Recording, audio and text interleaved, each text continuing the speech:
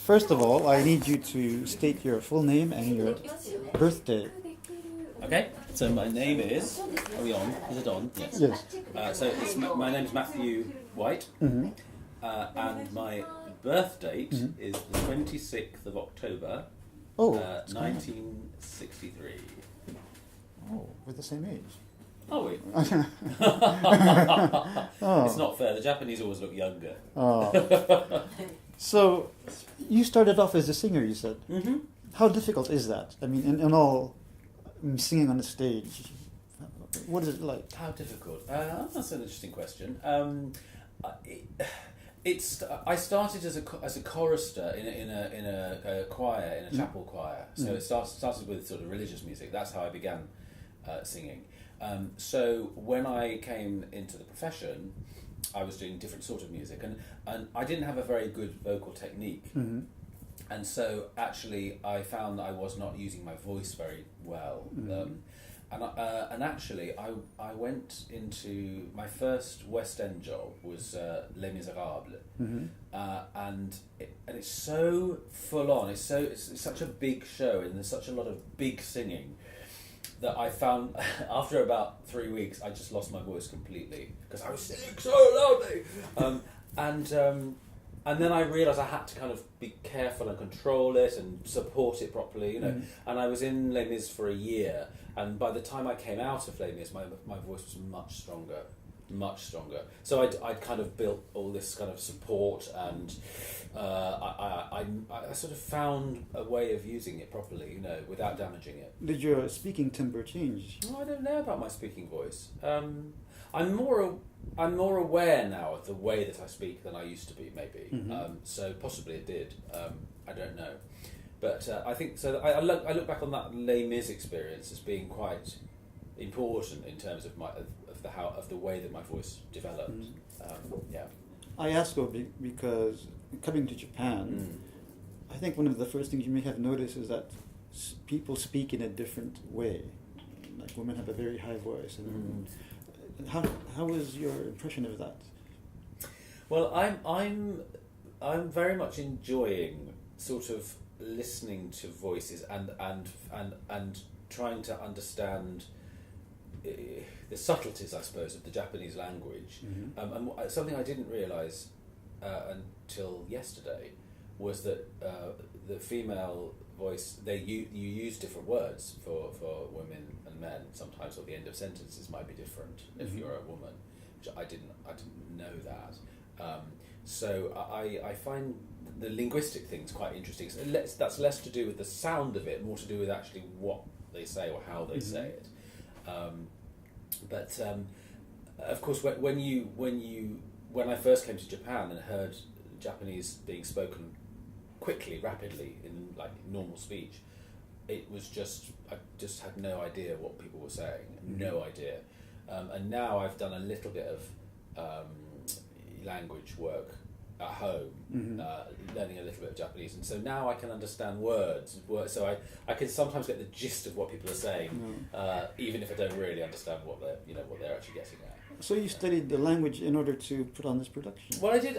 It was a good excuse actually, because I knew we cast this. We cast this over a year ago, didn't we? We cast it. There's no translator. Anyway, it doesn't matter. But basically, we started work on this, a long time ago, and so I've had over a year that I knew I was coming out here, so I just thought, well, this is a great opportunity to learn language. So I went to an evening class, so I was just learning. It's very slow, but just learning to write it and to understand the script, katakana and hiragana, kanji. Can't do that at all. But it's partly because I just find Japan very interesting. I find it culturally very interesting, and so it was an excellent opportunity to start learning the language. And what sort of qualities do you look for when you cast? I look for people that I think I'm going to have some fun with. So I look for a cast of people who I think are going to be good to work with in the rehearsal room. Of course, you want to make sure that people are brilliant at what they do. They've got to be good actors, they've got to be good singers, they've got to be good dancers for this show.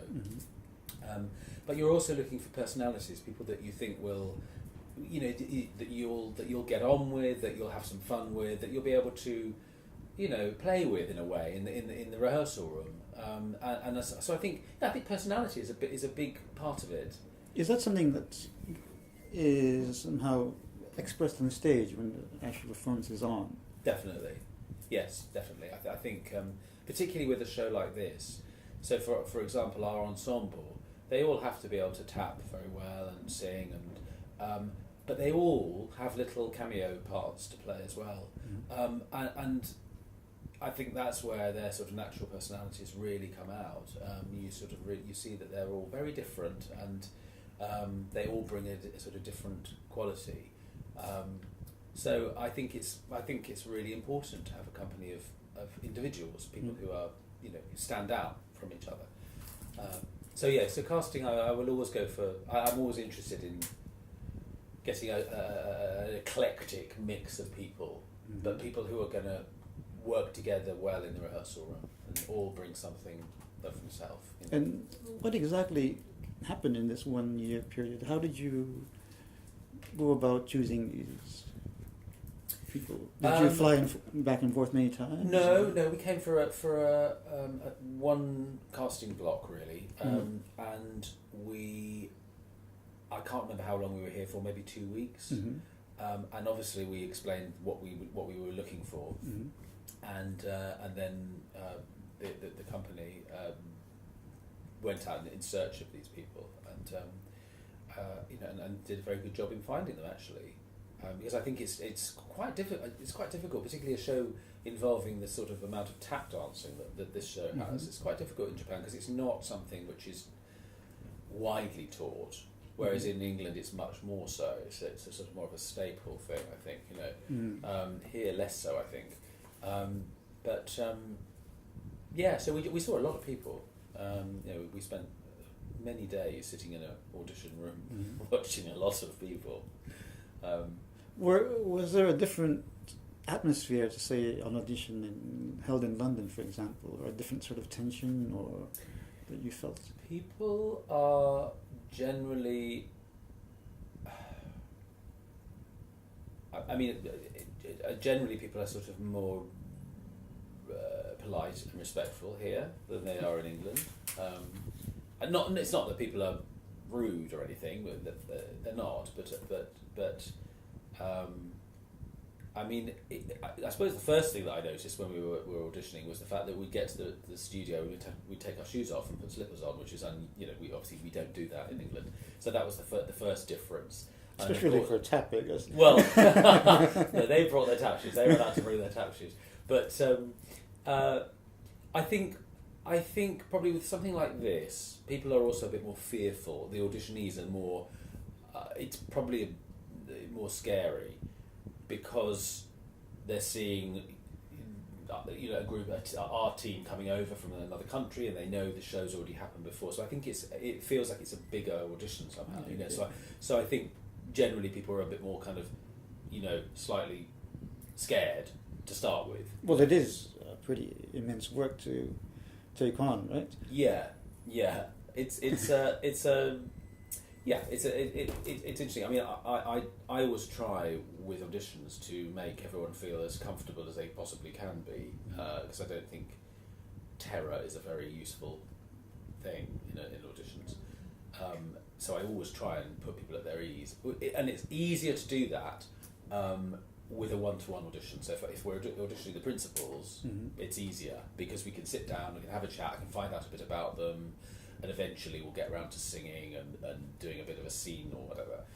But it's harder when you're auditioning the ensemble because they basically come in big groups and they're taught the dance steps, and then they have to do them in small groups like threes and fours. And it's much harder to have an opportunity for me to just kind of chat to them one to one. Right.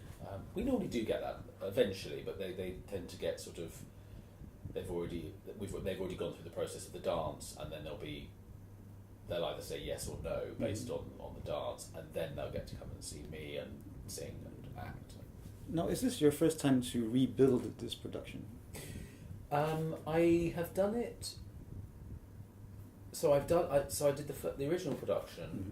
We then recast it when we went into the West End with some of the characters, not many, but there were a few people who weren't available Mm-hmm. for the West End. So we recast a few things. So we had to re-rehearse. Then after the West End, during the West End, we had 2 changes of cast. Mm-hmm.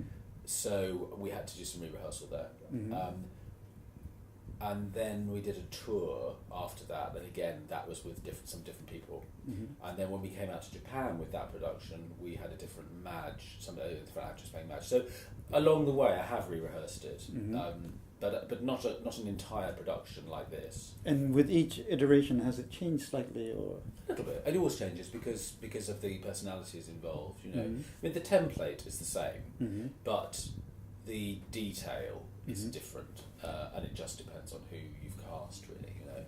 Is there a different detail you want to bring out further in this version? I think it's hard to say what that thing is, really. I think it's just you just respond to the actors and their personalities. Mm-hmm. So you may find you're blocking a scene differently just because of what they bring to it. Mm-hmm. Masa-san, who plays Jerry, is very he's very easy and very relaxed when he acts, and I think that brings a different dynamic into the scene than some of our others have. They've been just different personalities. So you find different things happening, but Mhm. I don't think it's that I'm not consciously looking Mm-hmm. for to do something different. Mm-hmm. We found several times with this that, and this is a slightly different point, really, but we found whilst we've been rehearsing this that there are several things which don't really translate. We've only realised that when we start to actually work it. So there's some stuff with Bates, with the valet, the butler character, Mm-hmm. which linguistically doesn't really work. I've had this experience with French movies. Yeah, exactly. So we found we've had to tinker with things because of Mm. that. Actually the Japanese audience just won't get it. They won't understand it because it doesn't translate. Actually, I overheard you at the Imperial Hotel saying that you wanted to talk to, at the little round circle that you had, that you wanted to say something about class. Mm. What was that? I mean, I think for you and I, it's obvious, right? Yeah. But what did you want to I tell just them? wanted to give the cast an impression of how things work and how things worked in the 1930s in England. Mhm. And the thing is, the class system, as you know, is still quite evident. It's possibly unlike America. I think America's different because I don't think it works in quite the same way. I think it's sort of more money driven than it. With us, it's more to do with where you come from, who your parents are, and which schools you've been to, and things like that. But I think it's very much there, and I wanted to talk to them about. I mean, we discussed Downton Abbey, for example, which is actually quite a good reference point because it's a similar, or at least when it started, it was a similar period, Mhm. we talked about how the hierarchy works within the family and also within the house. So you're talking about the hierarchy within the people upstairs, the people who are entitled and moneyed, and the people downstairs who are serving them, essentially. I'm sorry, what was the... So I understand the title that you said before. Not upstairs, downstairs. yeah, well, sorry, no, it could be though. It's the same idea. You said Abbey. The other one. Downton Abbey. Sorry. Downton Abbey. You may not know about that. I know it. Mm. But it actually, upstairs, downstairs is very similar. Same Mhm. idea. But just the idea of how the divisions work. And we were talking about in the first half, and there's it's set in a British hotel. Mhm. We're talking about how essentially what the hierarchy is within that hotel. So all the characters that they play, where they would sit within the various hierarchies, and that's always quite an interesting thing to discuss with the cast. And I don't know whether that's the same here, or whether you have the same kind of that system or not. I think it's rather more unsaid here. Yeah. But yes, we definitely sort of chatted about all that. Now, do you see it as a period piece, or do you see it as a contemporary piece? Well, it's a period piece in the sense that it's based on a period film, but we've sort of tried to make it feel like it's speaking, like it has something to say now. I suppose one wouldn't like anything to be sort of set in sort of what's the word, sort of hierarchy. Set in aspic. Well, no, I was going to say we have an expression set in aspic. So you don't want anything to be sort of. What was it? Oh, never mind. Things in aspic. It's like you don't want anything to be unchangeable. That it's just a period piece and that sort. I think we've tried to make it more not contemporary, because it's still set in its period and the language is.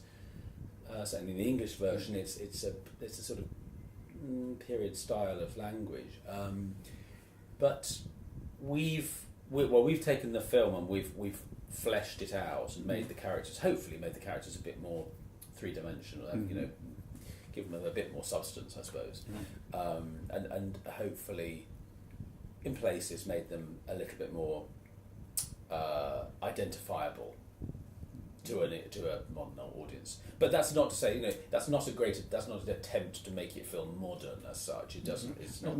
There's no reason to do so. No. What would fit and what? That expression that you just used. Oh, aspic. Aspic. Aspic. Yes. Thick and aspic. No, not. It's set in aspic. Oh, okay. It's set in aspic. Aspic is one of those extinct words. It's some sort of. I don't think we very use it very British. much. I don't know where that came from. So, what do you think of the musical? How is it now in the 21st century? Well, it's interesting. I think it's changing in an interesting way at the moment. Certainly, it's very recently with shows like Hamilton. I don't know whether Hamilton hasn't come over here yet. I mean, I don't know whether I don't know if it could, but Hamilton has been an interesting one. It does feel like that's changed things somewhat. Certainly in terms of ethnic casting and or colourblind casting, if you like. But almost more significantly, it's appealing to a younger audience, and so it's the kids absolutely love it. Because it's got that rap quality to it. It feels really cool. It feels quite contemporary, even though it's a story from several hundred years ago. But so I think there's quite a lot of new stuff which is appealing to a younger audience. Hasn't Jesus Christ Superstar been revived as well? Yeah, that was revived last year at Regent's Park, and I think it's probably it came back again this year, and I think it might be going into the West End. I'm not sure, but yes, it has, and that was very successful. But certainly, I hope that musical theatre is attracting a younger crowd. I don't think in England we have quite the same. I was going to say obsession with the musical. I don't think we are as good as the Americans at creating new work. I think there have been periods when we've been very busy, and obviously Andrew Lloyd Webber has been incredibly successful throughout the world. But we don't have as many young writers, and we don't promote young writers in the way that they do in America. So I think from America there's some very interesting things happening, like Hamilton. Jason Robert Brown's another interesting writer, Andrew Lither. We don't have the equivalent writers in England who are sort of pushing boundaries, I think, in a way that they are.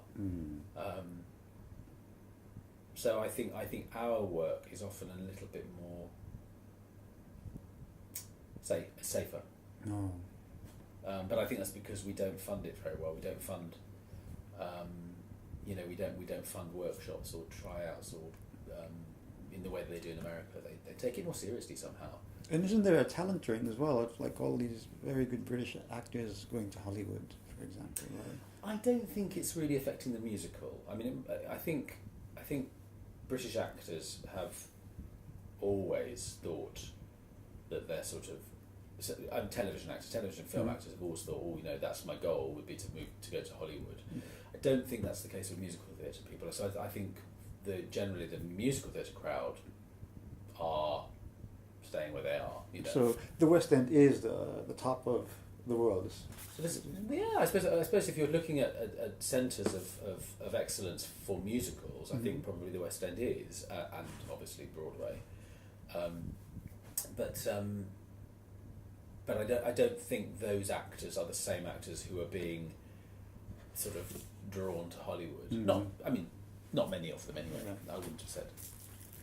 So what are you working on? I mean, do you have some plans after this? Of course. Yeah, I've always got plans really. I'm my next project. When I get back, I'm going to Budapest to cast a production of Cabaret, Catherine Edwards' Cabaret. Wow. Which will be really interesting to do it over there. I've done a production of it in Germany before, but to do it in Budapest would be really interesting. And I'll be doing it with Hungarian actors as well, That's which would be so interesting because I've not worked with Hungarians at all. Because it's a lot like Weimar in Germany at the moment, right? Yeah, absolutely. It's a perfect place to do it, actually. So we're taking an English production team out, so there'll be an English designer, an English lighting designer, choreographer. So Liza Minnelli will be an American or an English woman? She will be. She's an English woman in the musical. Yeah. She should be an English woman. Yeah. And quite how they do the whole German accent thing. I don't know how that works in Hungarian. But anyway, so I'm doing that, and then I'm doing. Are you going to use the Bob Fosse moves or? No, I don't think so. No, I mean I love the Bob Fosse. I mean the movie's just fantastic, and I love what he does. But I think you have to move on, and you know, however great these people are, you have to keep changing these pieces, or they just become like a museum piece. So I've never really understood why West Side Story always has to be done the same way. The choreography is always the same with West Side Story because it's written into the contract. You have to do the original. It's become like the Nutcracker or something. Yeah. And I don't think that's right. I think everything should be open to new exploration. So we will be doing a new version. Okay, my last question, I guess, is how should I describe you?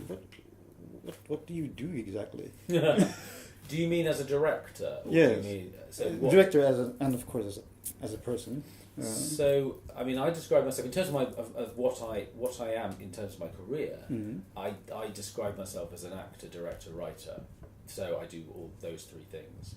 Primarily directing, but I still act a bit, and I did a film recently as an actor. Oh, what's that? It was a Spanish director, so it was in Spain.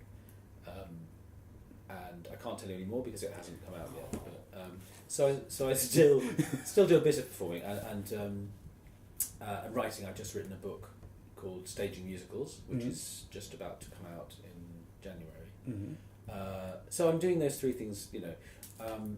So yes, so I would describe myself as a director, actor, writer, probably. And most of your time is spent doing which? Directing. Which directing. I think people sort of have a perception that a director is basically the person who stands up and tells everyone what to do in the room, you know.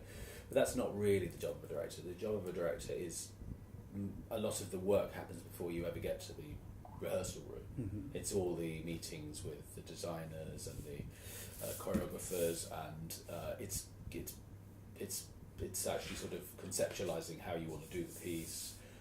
So a lot of work is done as a preparatory thing, a lot of research, and then when you get into the rehearsal space, you're somebody who guides the actors. You don't tell them what to do. You're not a dictator. You're a facilitator. So you're hoping to use the talents in the room to create something hopefully wonderful. But it's very much dependent. It's a very, very collaborative process. It's, you know, it's not, the director is only one part of the jigsaw puzzle, you know, and then the other things are, you know, extremely important. I talk about this in my book, actually, that, you know, it's essentially what's interesting, and what I love about musical theatre is it's so collaborative, because, you know, you've got to have a good musician, a good musical director, you've got to have a good choreographer, great designers, you know, and all those things. It's the pulling together of all those strands which will make a fine production. And which, in your mind, is sort of an exemplar of a fine musical? Do you mean now, like sort of something that's actually happening at the moment? I mean, the most influential in your life, I guess.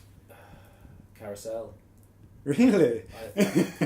Yeah, I think so. I mean, I did a production of Carousel over here years ago, about 22 years ago. I worked for Toho, and we brought the National Theatre production over here with a Japanese audience, Japanese cast, and I still, for me, it's one of my favourite shows. I think it's a beautiful piece because it's musically brilliant. It's complex. The story is complex, and the characters are complex, and it's much more interesting than most people imagine it to be. It's a piece which is quite dark and disturbing, and so that is one of my favourite shows. But there's loads. I mean, you know, I think I'm normally drawn to pieces which have a sort of darker undercurrent, and pretty much any Kander and Ebb show. Kiss of the Spider Woman would be one of my favourites. Cabaret is definitely one of my favourites. Chicago, any of those which have a sort of darker, more satirical, sometimes cynical edge to them. Those are the ones that interest me more than 42nd Street, for example. You know, I mean, this is Top Hat for me is an unusual one. I mean, it's not normally this is a very feel good show. It's a happy piece. It doesn't have a lot of darkness about it. You know, it's a show which is about, it's light, it's frothy, and it's entertaining. And that's, I think the majority of my work has been it's been slightly less buoyant. So pieces like Rent, I've directed things like Rent, and shows which are a bit grittier, I suppose. You know, but it's nice to do all sorts of different types of shows. So, is it fair for me to imagine that your role in this Spanish movie will be slightly dark? Oh, to be honest, it's quite a small role. I just play a grieving author. But yes, I suppose. Are you playing yourself? I suppose I just maybe, yeah, to a certain extent. Yeah. I'm not very grieving, but I'm an author, so yes. Yes, but it's only it's a small part, but it was interesting. We filmed it in Catalonia, and in a beautiful location. So yeah, it's always interesting to do different things. And I think particularly when you're directing people, it's nice to be directed by other people, to just get another perspective. You know. Oh, thank you very much. And I guess I will end there because we're 2 minutes over time. No problem. Have you got enough, do you think? I hate being told that.